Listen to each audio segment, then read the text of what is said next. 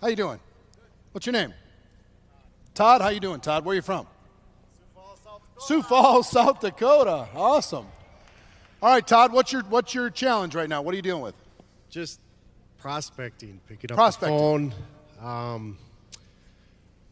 I like go in spurts where I talk to people and then I just stop. And I just can't figure out why. Yeah. So, you were excited about talking about South Dakota, and then you got really, really quiet. Because I'm not prospecting. Yeah. So tell me about that. What causes you to get so small? You got really, really small. Did you notice? I did. As soon as the topic prospecting came up, you just went shoo, and you got small. Why? Well, for about 3 years I went through a divorce. Ah. And it was horrible. Yep. And when I look back, I think that dragged me down so much that I'm just trying to find a way back up. And it's been a very hard struggle. Yeah. When did this happen? It started in 12 or 11 and it went through about 14. 2011 to 2014. Mm-hmm. Divorce is a traumatic thing, isn't it? Very.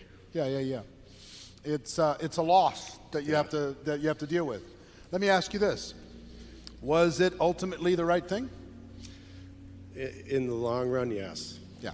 Mm-hmm. Ultimately, are both of you going to be better off? Yeah, it took a long time to talk to her again, but yes, we are. Yeah. Yeah. Now, here's the thing. All of us have dealt with challenge. How many people have dealt with heartache at some point in your life? Heartache.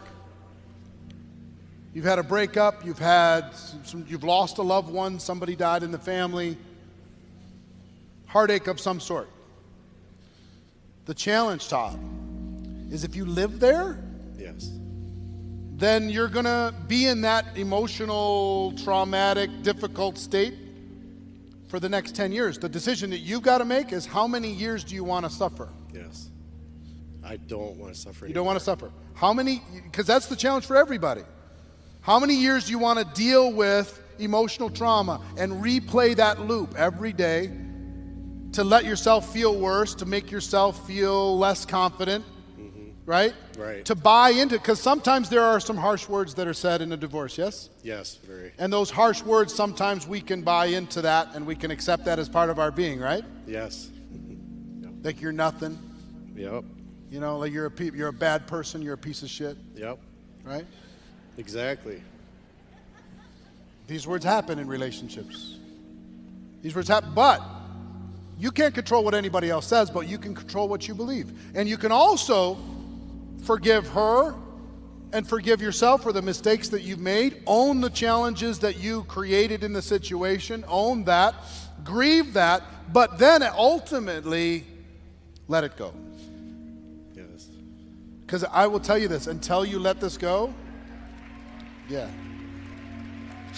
It's all right, man. It's all right. It's okay.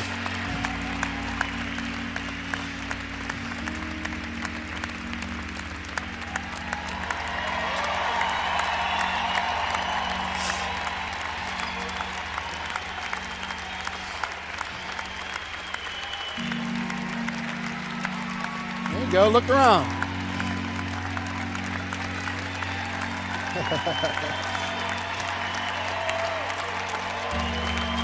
All right, Todd.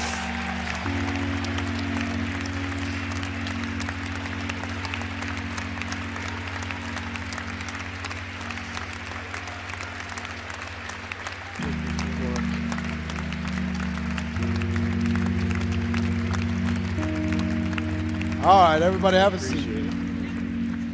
Careful, you might end up with a new girlfriend. Here's the thing, Todd. Sometimes we can take the trauma of life, and I want you to all hear this because you've all had trauma. You've all had loss. You've all had heartache. You've all had tough words. You've all had experiences that you have allowed to define you, and you don't have to let that define you for the rest of your life. You can decide. You can decide not to live in a state of suffering. A state of pain and a state of suffering are two different things. Yes. Yep. Yeah, it is. You can be in pain, but you don't have to be in suffering. Right. Suffering's a choice. And part of what you're doing is just beating yourself up. I am. Day after day after day after day. Yes.